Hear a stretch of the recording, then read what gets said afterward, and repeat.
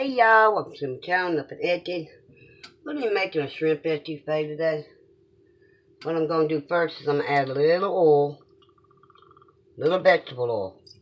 The reason I'm doing that is to keep the butter from smoking and burning. And you have to use butter. Do not even attempt to use margarine or any of that weird stuff. This is a butter infused recipe. See how that's doing?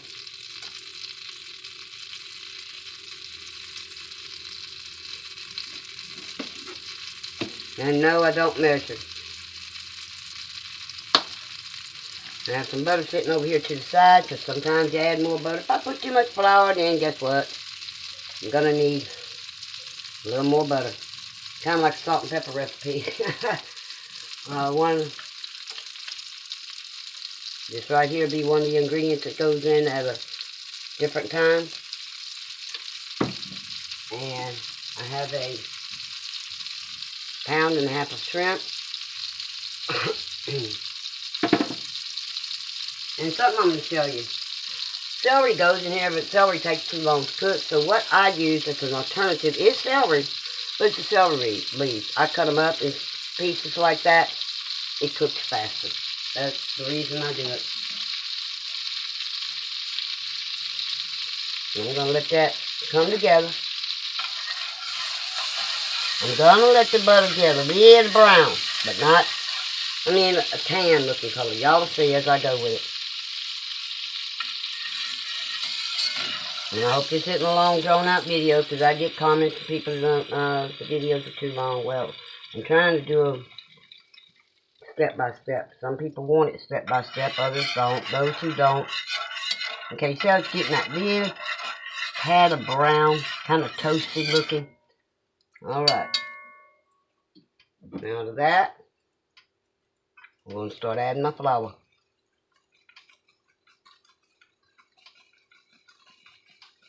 Some do equal amounts.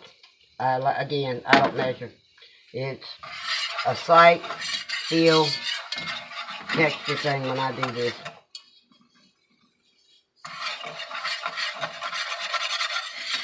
And it's a butter roux. You got to keep it moving, just like you do with a gumbo roux. Keep it moving.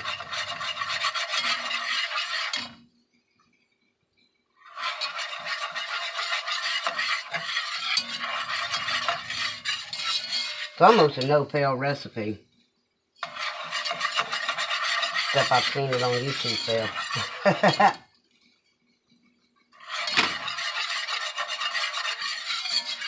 Alright, so there we go.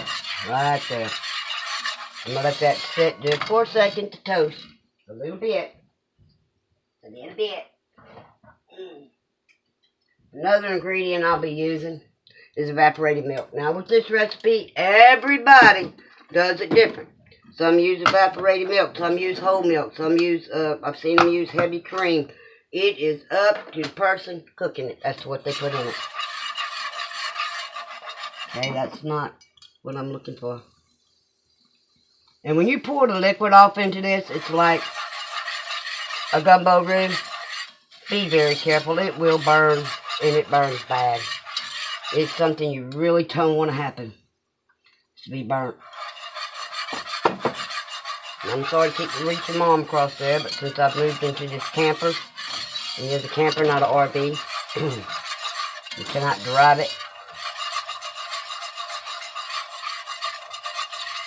Now, everybody recommends that you do this process on low heat, low medium. I don't. I do it on higher heat because I've been doing it for so many years. If you're just now starting out to do it, follow the usual rules. Where low and slow. Because if you don't, you're going to be disappointed in the product, the end product.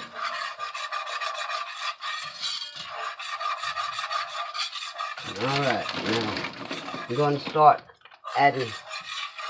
These are frozen, so it's going to splatter a little bit.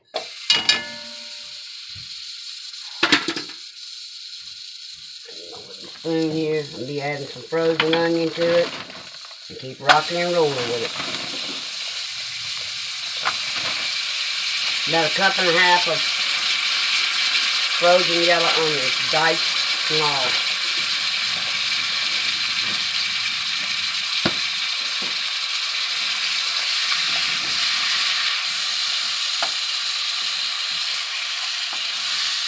Look at that, really breaking up from the bottom, that fawn. Just want to saute them onions just a little bit. They sweat them down. These are chunks for some reason, once they break up, but they're not. And even if they don't, I don't care. It's got to cook for a minute. Oh, just a thing, y'all. I wish the onions would break up, but they're not. They're still going to cook. Just have to cook for a while anyway.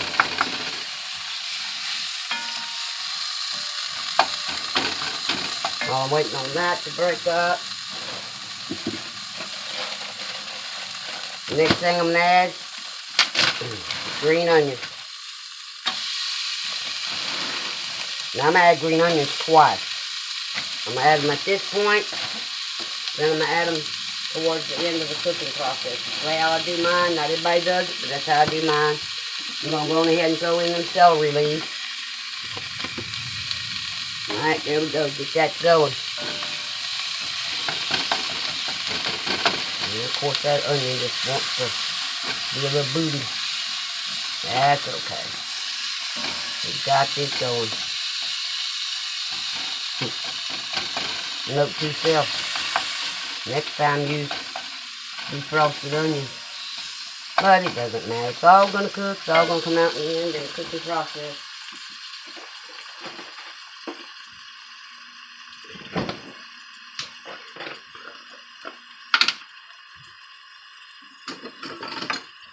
I'm going to be adding garlic this one a few times. I don't overload it on garlic. So there we go. I don't want the garlic to overpower the flavor of the shrimp or anything else in there. I want it as is.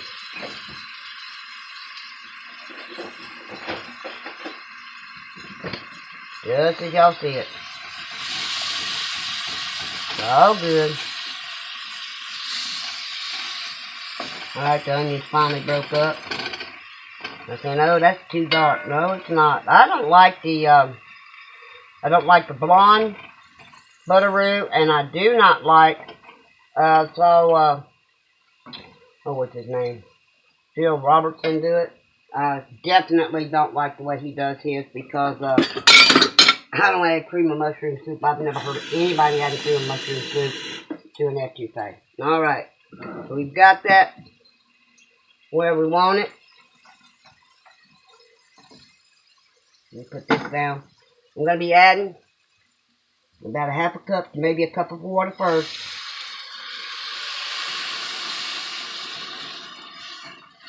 Just enough to keep. There we go. Alright, we've got it going. Now I'm going to add this entire can of evaporated milk.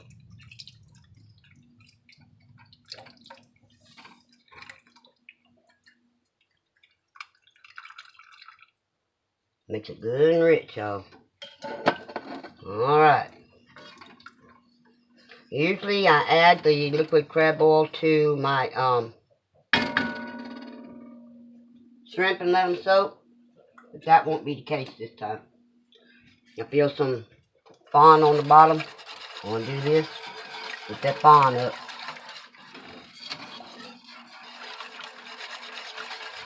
It's going to cook for about maybe 20, 30 minutes tops until you get ready to add your shrimp. Then it cooks a little longer. Here we are with the Louisiana shrimp.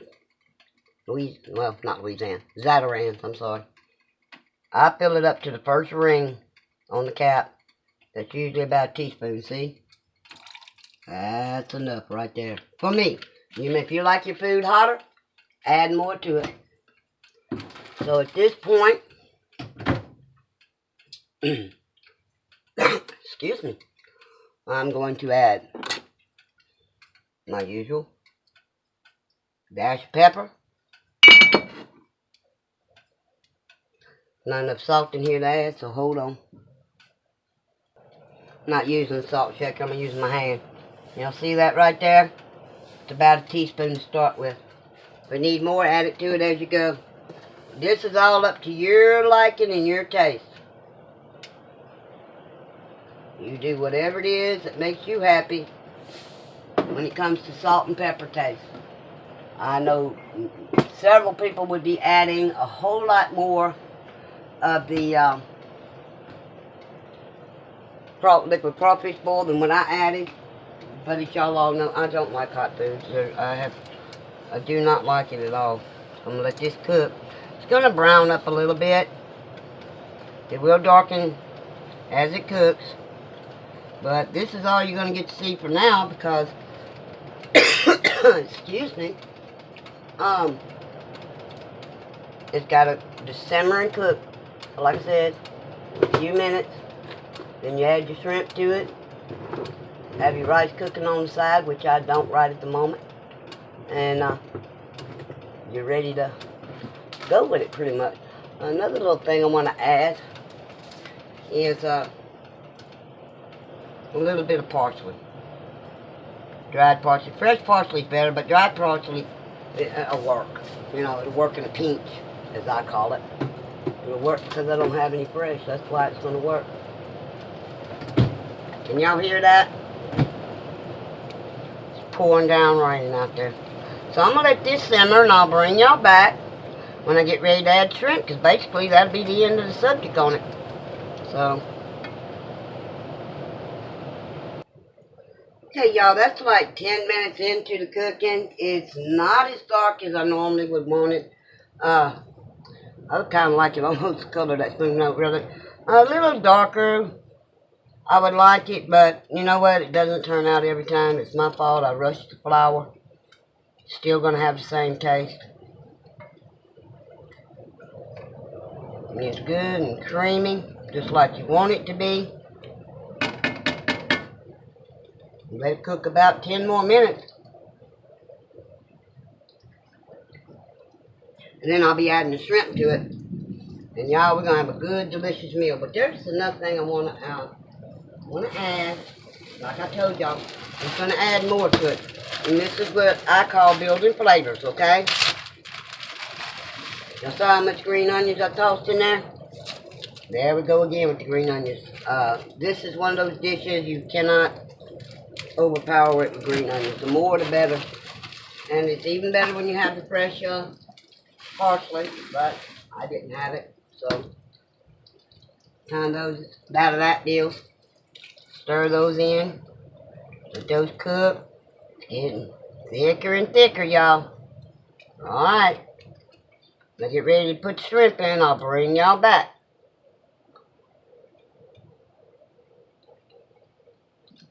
Okay, it's been simmering for 20 minutes. I'll be adding my shrimp. Here's some shrimp. Beautiful. Large shrimp. Peeled, deveined. Put those in there and it's going to thin out. That's fine. You know, the juices have to come out of shrimp. This doesn't have to cook, but maybe 3-5 minutes. You just want those shrimp to turn orange where they cook. It's basically a done deal, but I'll bring y'all back and I'll let y'all know how long that took. Okay, y'all, this is a done deal. It's cooked. You see the shrimp, the orange, as I want them to be.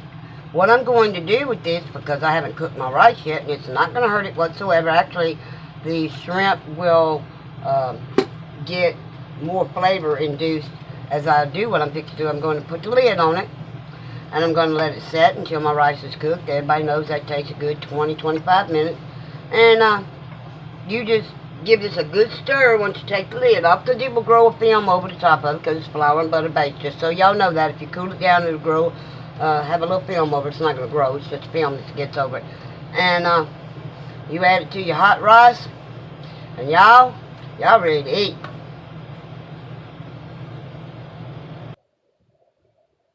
Okay, y'all.